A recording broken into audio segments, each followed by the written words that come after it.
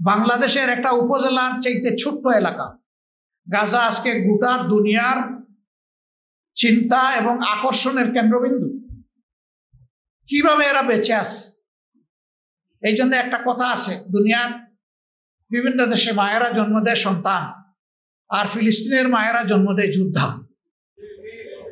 কি নারী কি পুরুষ সমান তালে যুদ্ধ চালিয়ে যাচ্ছে, আলহামদুলিল্লাহ। আর একটা ভ্রাতৃপ্রতিম দেশ, তাদের উপরে অন্যায্য আক্রমণ চলতেছে।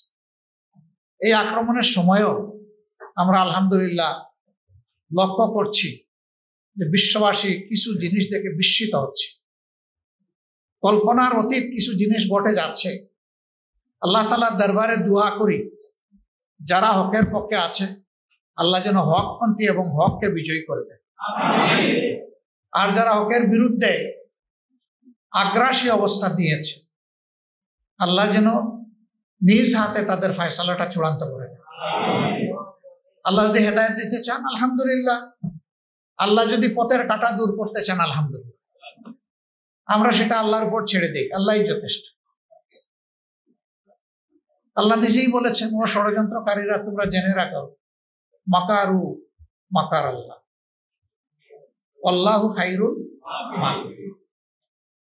আল্লাহ তাআলা বলছেন, ও ষড়যন্ত্রকারীরা তোমরা যেমন ষড়যন্ত্র করো, আল্লাহ কৌশল আঠেন এবং আল্লাহর কৌশলের কাছে সবকিছু চুরমার, পাউডার, ছাতু হয়ে যাবে, কিচ্ছুই টিকবে না।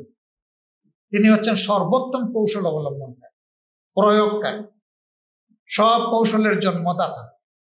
তার হিকমার একটা ফুটা গোটা বিশ্বের সমস্ত সৃষ্টি, শুধু মানুষ না, সবাই পেয়েছে, আর বাকি সব তার হাতে রয়ে গেছে মহাসমুদ্র।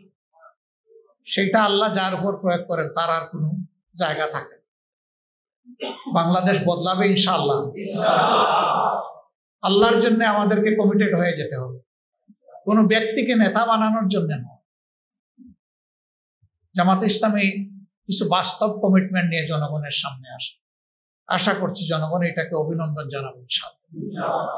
বড় কমিটমেন্ট, যে ধৈর্য আমাদের সহকর্মীরা দেখিয়েছেন 5 আগস্টের পর থেকে, যে দায়িত্ববোধের পরিচয় দিয়েছেন, এটি একটা নিদর্শন। এই সময় অনেক কিছু হয়ে যাওয়ার আশঙ্কা ছিল, আলহামদুলিল্লাহ আল্লাহর দেওয়া ধৈর্যের এই নিয়ামতের কারণে কিছুই হয়। আল্লাহ হেফাজত করেছেন এই জাতি ইনশাআল্লাহ।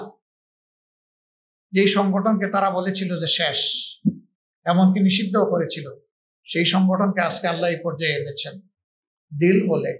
ইনশাআল্লাহ তাআলা আজিম এই সংগঠনকে জাতির খেদমতের জন্য আল্লাহ কবুল করবেন ইনশাআল্লাহ।